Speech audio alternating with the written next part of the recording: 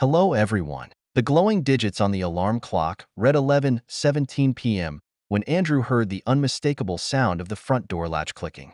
He sat motionless in the dimly lit living room, the gentle hum of the ceiling fan blending into the heavy stillness of the house.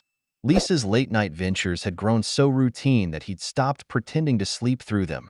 But tonight was different. She was much later than usual, and he knew the excuses she'd provide would follow the same tired script: lost track of time, or just one more drink with Lucy. The glaring problem was that Lucy had moved to Chicago 6 months ago. Andrew's eyes followed Lisa as she stumbled into the hallway, the weak glow of the street lamp outside cutting through the blinds and painting slanted shadows across her figure. Her once meticulous hair was now in disarray, her lipstick smeared unevenly at the corners of her mouth. Her glittery top clung tightly to her frame, and the rhythmic clatter of her heels broke the quiet as she made her way to the kitchen. From his hidden perch in the shadowed corner of the room, Andrew listened as she muttered curses under her breath, fumbling with her bag as it slid from her shoulder and hit the floor. Late night? His voice rang out, sharp and sudden, slicing through the oppressive silence. She froze, mid-step, then whirled toward him. Her eyes widened in startled surprise before narrowing into annoyance. "Jesus, Andrew," she snapped, clutching her chest like he'd startled her. "Why are you sitting there in the dark?" Ignoring her question, he leaned forward slightly. "Lucy keeping you out late again?" His tone was calm, measured, but his words carried a pointed edge.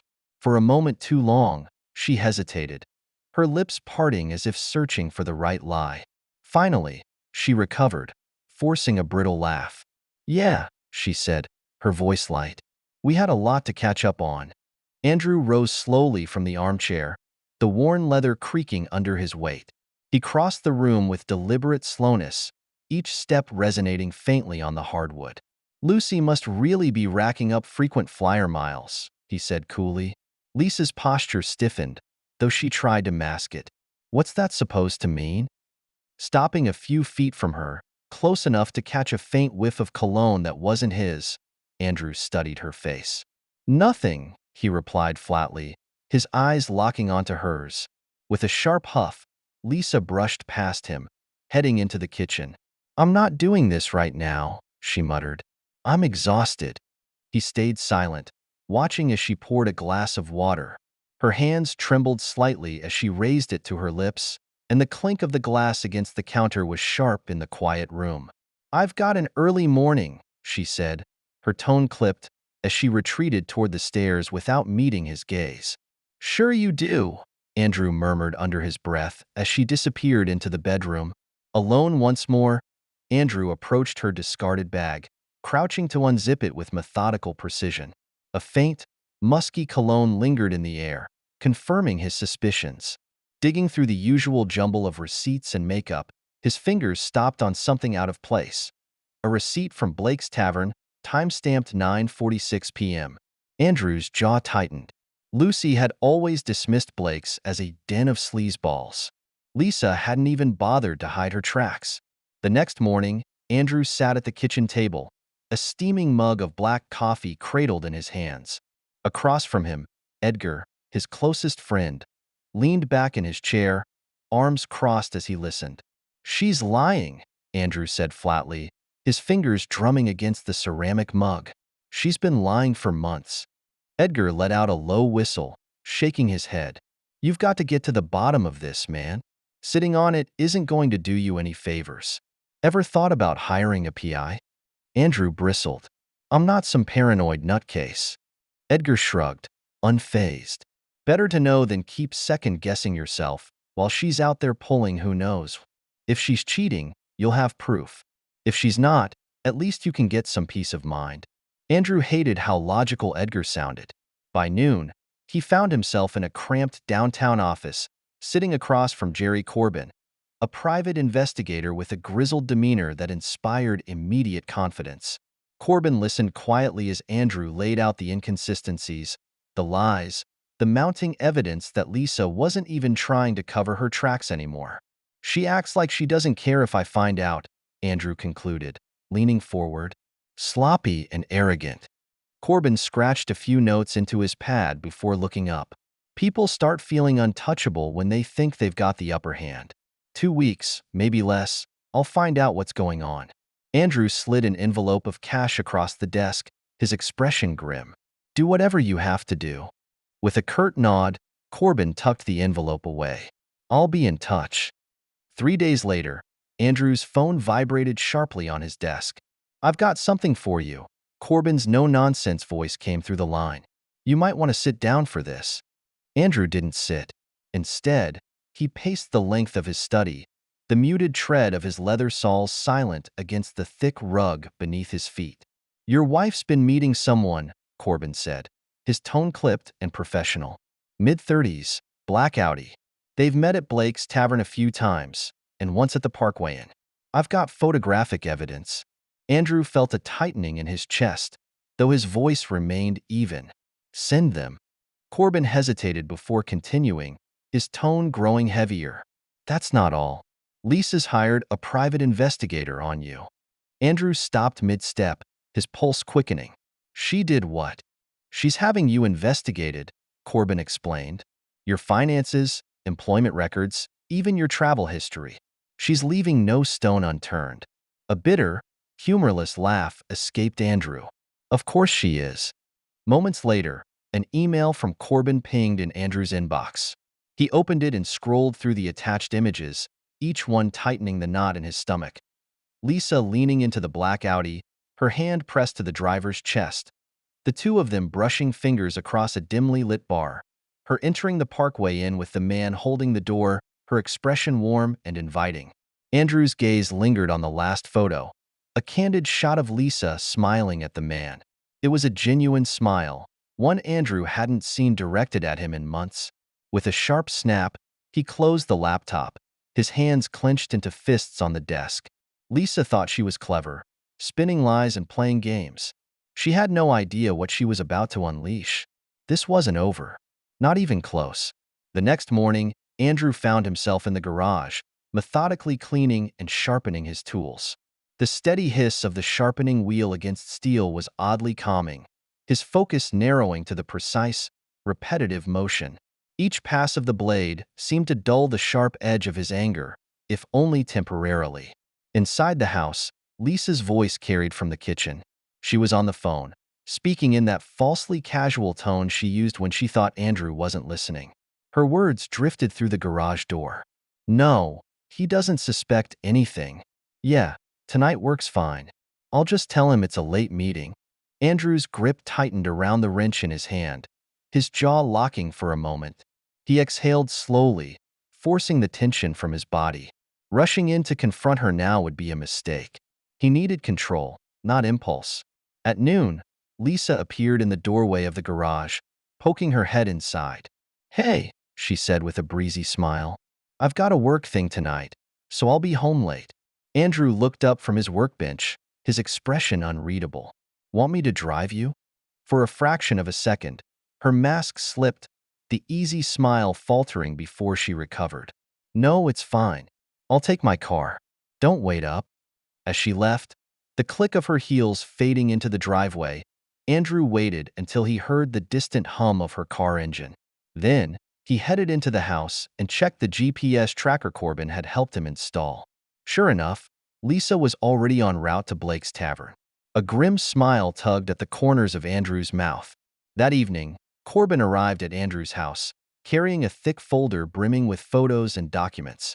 He spread the evidence across the dining table, the dim light above casting ominous shadows over the damning collection. She's thorough, Corbin said, gesturing to a blurry photo of Andrew with a woman Lisa had hired to pose as his mistress, but not quite thorough enough. Andrew stared at the image, his jaw tightening. Where'd she find someone willing to do this? Some third-rate talent agency. Paid the girl in cash. She thought it was a harmless acting gig. Had no clue what Lisa was planning. Andrew flipped through the fabricated texts, each one clumsily written in an attempt to imitate his style. She's trying to frame me, he said, his voice low with controlled fury. Corbin nodded. It's all part of a setup. If you confront her now, she'll turn this around and play the victim. You need to outmaneuver her first. A cold smile crossed Andrew's face. Don't worry, I intend to. That night, Andrew waited for Lisa in the living room, seated in the shadowed corner where the light barely reached. The clock ticked past midnight before he heard the faint crunch of gravel signaling her arrival. Moments later, the front door creaked open, and she stepped inside, moving with practiced quiet. Late night? Andrew's voice pierced the silence, startling her. Lisa froze, clutching her bag to her side like a shield. You scared me, she snapped, irritation flaring across her face. Why are you still up? Andrew rose slowly, his movements deliberate. Couldn't sleep, he said, his tone calm. Where were you? Work meeting, Lisa replied smoothly, barely hesitating. You know how these things go. Andrew took a deliberate step closer, his frame looming over Lisa. Interesting, he said coolly. Because last I checked, your office doesn't usually hold meetings at Blake's Tavern. Lisa's eyes flickered with a brief flash of panic before she forced out a laugh. What are you even talking about? I wasn't at Blake's. Andrew tilted his head slightly, his piercing gaze locked on her. You sure about that? Her expression hardened as she brushed past him, her heels clicking sharply on the hardwood floor. I'm not doing this, Andrew, she said, her voice bristling with irritation, as she made her way toward the stairs. Andrew's voice stopped her mid-step. By the way, how's Lucy? You two still catching up at bars? She turned slowly, her face a carefully constructed mask of defiance. What exactly are you trying to say? His lips curled into a cold smile. Oh, nothing. Just curious how long you think you can keep this little game going. Lisa's face flushed with anger. You're being ridiculous, she snapped, her voice rising. You've been acting paranoid for weeks. Andrew's smile widened, a quiet, unsettling confidence radiating from him. He didn't bother responding. Instead, he walked past her toward his study, leaving her to stew in her lies and mounting frustration. In the days that followed, Andrew doubled down on his surveillance. He installed discreet listening devices in Lisa's car and phone, tracking her every movement and word. The recordings painted an even clearer picture of her betrayal. Her lover's voice became a frequent presence in the snippets he collected. Lisa spoke to the man often, her tone soft and flirtatious. He has no clue, she said one day, a sly chuckle escaping her. Honestly, I think he's more obsessed with his tools than with me. Andrew's fists tightened as he listened, his fury simmering beneath his calm exterior. Instead of losing control, he allowed the anger to sharpen his focus. It was time to flip the script. With Corbin's assistance, Andrew meticulously fabricated a digital trail of evidence designed to make Lisa's lover question her loyalty. He crafted text messages, emails, and photos that suggested Lisa was stringing the man along while entertaining another suitor. Each piece was painstakingly detailed, creating a story too plausible to dismiss. Once the fabricated evidence was complete, Andrew made sure it landed in the right hands. Using Lisa's email, he sent an innocuous-seeming mistake to her lover, attaching the fake screenshots and messages. The trap was set. The fallout began the following day. Corbin called with an update, his tone tinged with dry amusement. Your little stunt worked. The guy's losing it. He's convinced she's two-timing him. Andrew leaned back in his chair, a small, satisfied smile creeping across his face. Good. Let's see how she handles being on the other side of the lies. That evening, Lisa was uncharacteristically subdued at dinner. Her usual sharpness had dulled, replaced by a distracted tension. Her eyes flitted constantly to her phone, her expression darkening with each notification that came through. Andrew didn't say a word, letting her unease fill the space between them. When her phone rang, Lisa excused herself abruptly, disappearing into the bedroom. Andrew followed silently, stopping just outside the door. Her voice, strained and desperate, carried through the thin barrier. Why would you even think that? She hissed, her tone teetering between anger and panic. I'm not seeing anyone else. You're being ridiculous. Though the lover's words were muffled, Andrew caught enough to confirm that his plan was working. The man was angry, his accusations growing louder. Lisa's voice rose in response, her desperation bleeding through. I swear, It's not what you think. You're overreacting. Andrew smirked as he turned away, retreating downstairs. The carefully woven web of lies Lisa had spun was beginning to unravel, and Andrew was going to savor every moment of its collapse. Late that night, Andrew sat at his desk, his study illuminated by the cold glow of his laptop screen. On it, the fabricated evidence he had created against Lisa was arranged in neat, damning rows. He wasn't just exposing her betrayal. He was dismantling the fragile world she had built, one lie at a time.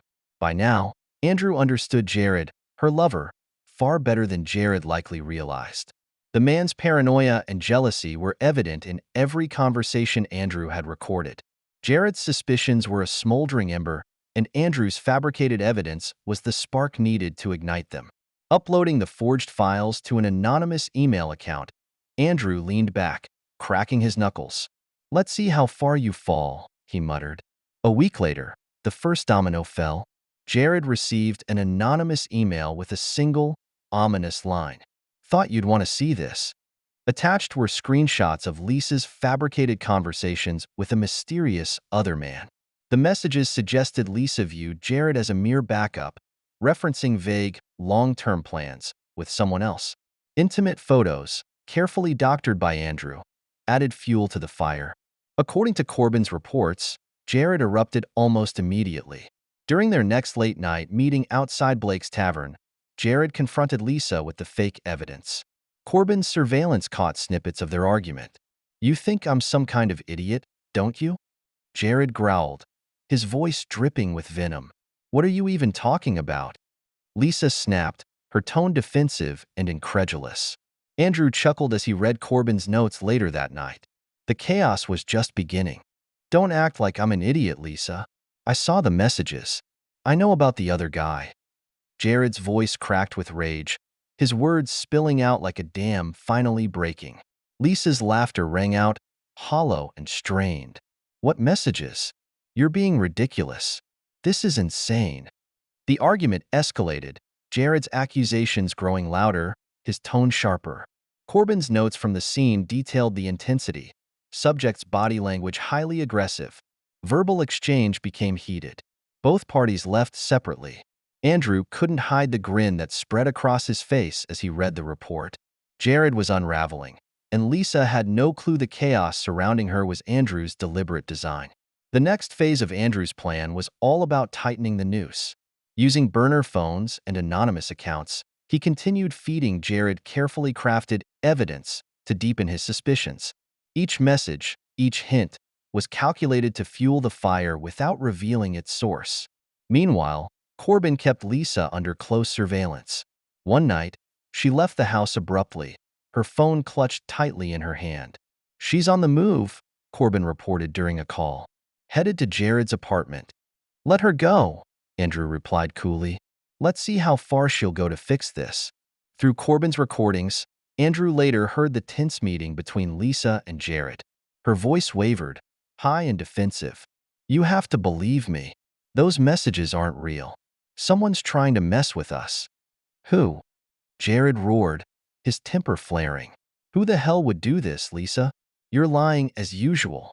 The confrontation ended with Lisa storming out, the apartment door slamming hard enough to rattle Corbin's hidden microphone. The fallout spiraled faster than Andrew expected.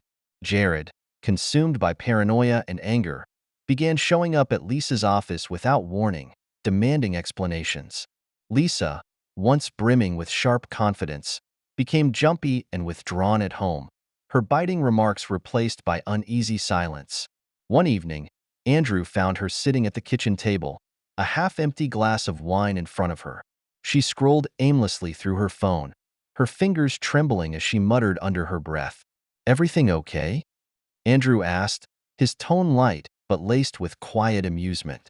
Lisa flinched at his voice, quickly locking her phone and placing it face down on the table. "Fine," she said curtly, though the tremor in her voice betrayed her unease. Andrew hid a smirk. She was unraveling. Her self-assured mask was cracking, and it wouldn't be long before it shattered completely. That night, Andrew reviewed the latest surveillance footage from Corbin.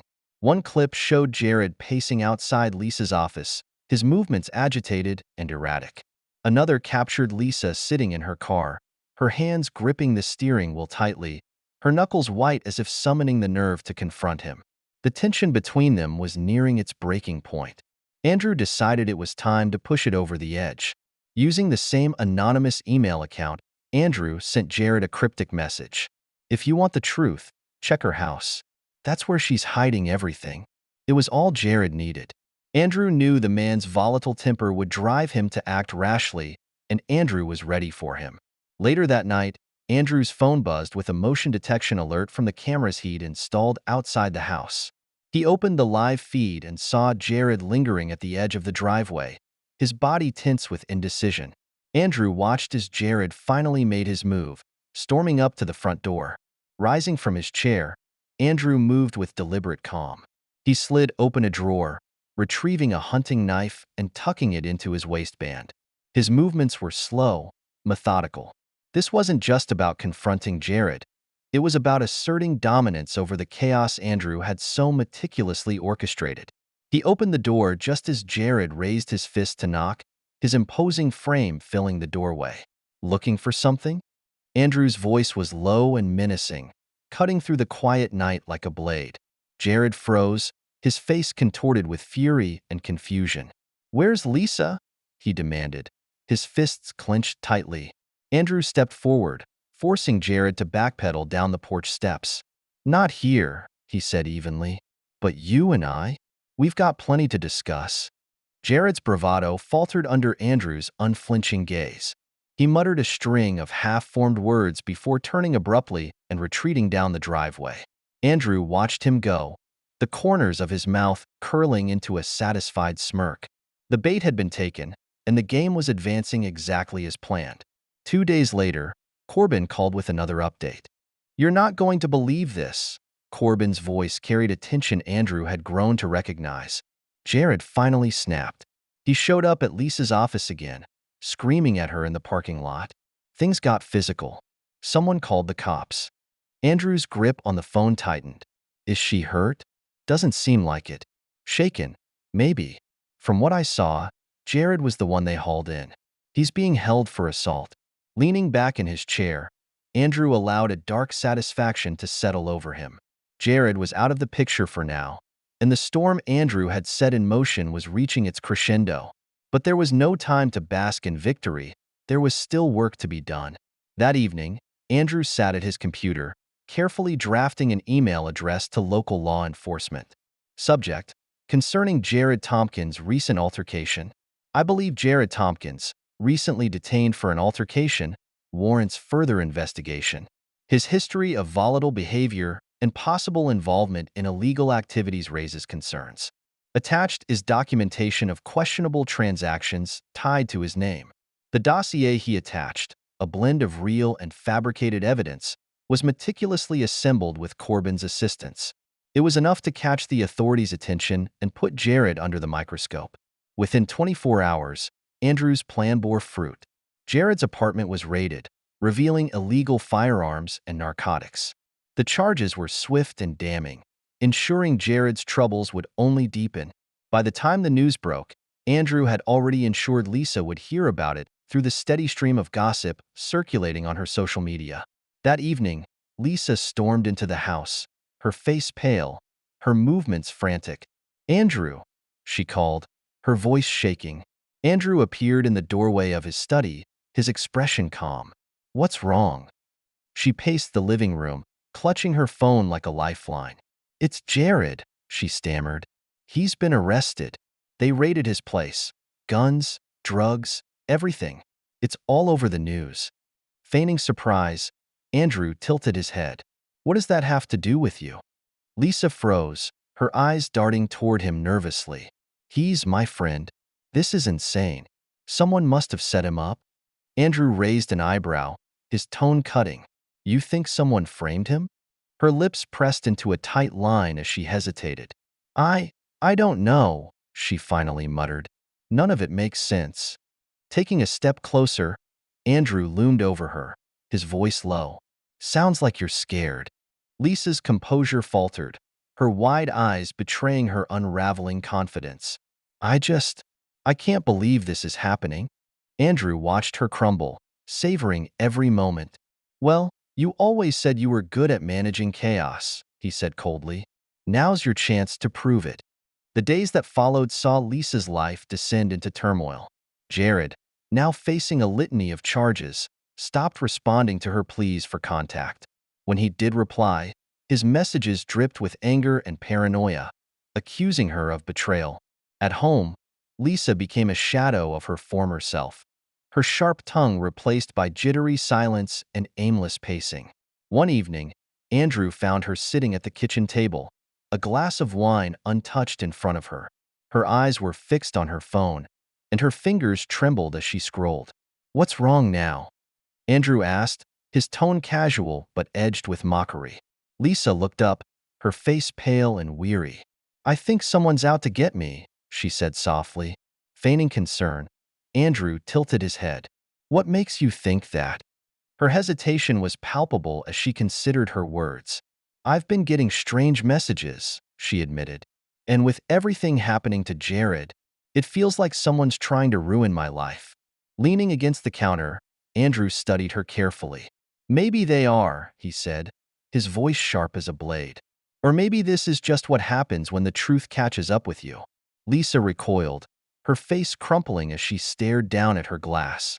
That night, Andrew reviewed Corbin's final piece of evidence, a detailed report outlining Lisa's financial indiscretions, hidden accounts, and an intricate web of lies designed to conceal her tracks. It was the final puzzle piece, proof that would leave her with no defense when the divorce papers were served. Andrew didn't sleep that night. Instead, he meticulously outlined his next steps, ensuring every detail was accounted for. By the time the sun rose, his plan was bulletproof. Sitting across from his attorney, Paul Barnes, Andrew felt the weight of his preparation crystallize. Paul, a sharp and calculating expert in divorce law, flipped through the folder of evidence with a practiced eye. "This is a thorough case," Paul said, his tone impressed. "If we move forward this aggressively, she won't have much left when we're done." Andrew leaned back in his chair, his expression impassive. She played her games. Now it's my turn. The petition for divorce, citing adultery and fraud, was filed the very next morning. 2 days later, Lisa was served. Andrew didn't have to wait long for the fallout. It arrived with the force of a storm. "What the hell is this?" Lisa's voice echoed through the house as she stormed into his study, the divorce papers crumpled in her grip. Andrew barely glanced up from his desk. "It's a divorce," he said evenly, his tone as flat as the words themselves.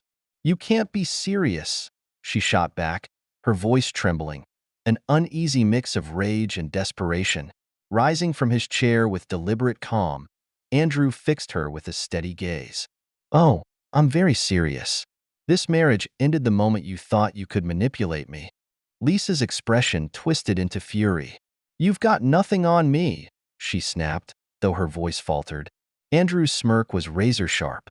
"Nothing? Oh, Lisa, I've got everything. The lies, the cheating, and even your little fabricated affair plot. You underestimated me again." He handed her a copy of the damning evidence Corbin had compiled. Photos of her with Jared, recordings of their conversations, and the meticulous documentation of her financial missteps. Her hands shook as she flipped through the pages, her face draining of color with each revelation. This won't hold up in court," she stammered, but the uncertainty in her voice betrayed her. Andrew leaned in, his voice a low, dangerous murmur. "You're welcome to test that theory, but I promise it won't end well for you."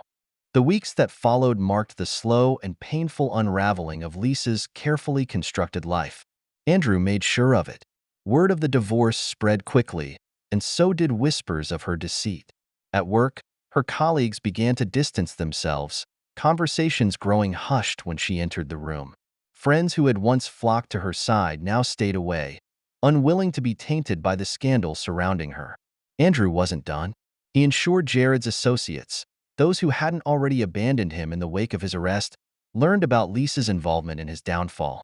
With Jared still in custody and facing serious charges, the backlash fell squarely on her shoulders.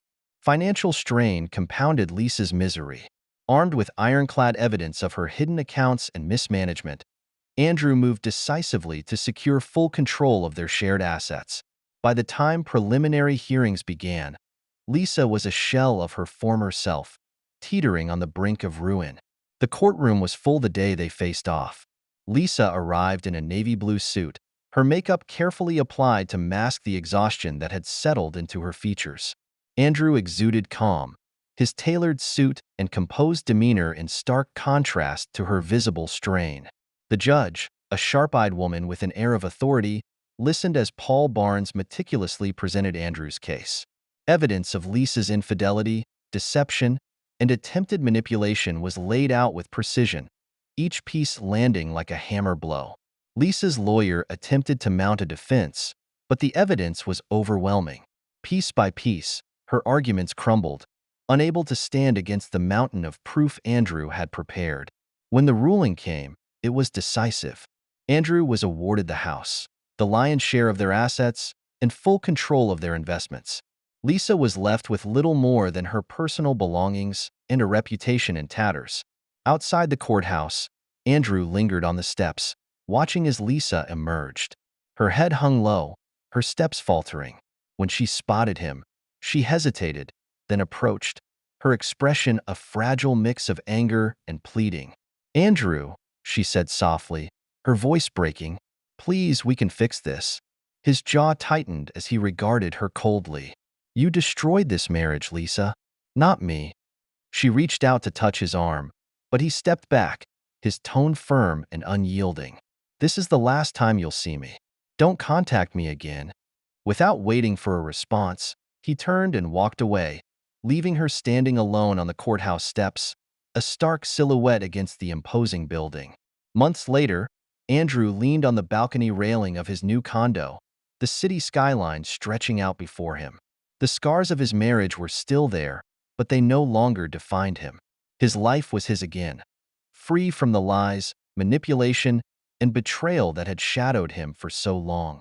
Lifting a glass of whiskey, he let the amber liquid catch the warm glow of the setting sun. As he sipped, a faint smile played on his lips. The future was uncertain, but it was his to shape. And for the first time in years, Andrew felt truly in control. Subscribe so you don't miss new stories on the channel. Bye.